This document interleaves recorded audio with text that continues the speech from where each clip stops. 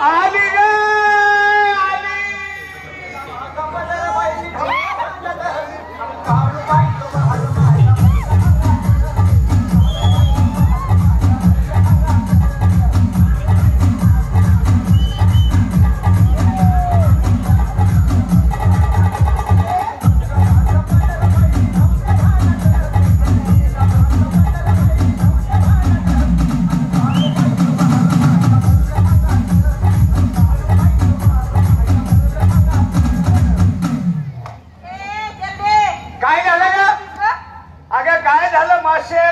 माशे करायला. अगं तुला अगं मावशी म्हटलं. थोडे कामात गुंतलं की तुमच्या हळ्यावर हळ्या चालू आहे ते बाई. तुला कसलं काम आहे? कसलं काम बाई? मला तुम्हाला माहित नाही का? नाही ना. अगं मी माझ्या म्हाताऱ्याला पाजत होती ग. काय ग?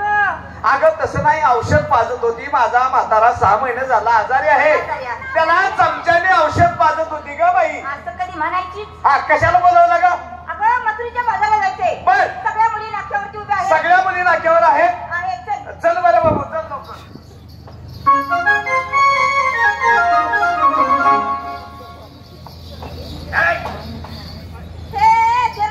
अगं धडक दिवय गे मला.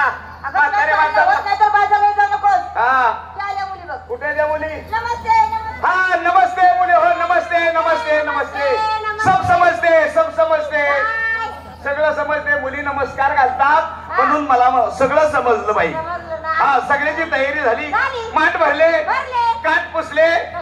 माठाचे काठ ग एकदम स्वच्छ केले. स्वच्छ आहेत का? नाही तर एखाद्या माशी नासाडी घातली म्हणजे मला नाश होईन जाईल. नाही नाही, तू बाजारला येतीस ना? येणार बाजारला. माल काय घेणार ग? मला विचारलं? अगं तुलाच विचारते बाई. मला वाटलं मलाच विचारलं. नाही काय बसलेल्यांना विचारते बाई ग. अगं तुलाच विचारते. हा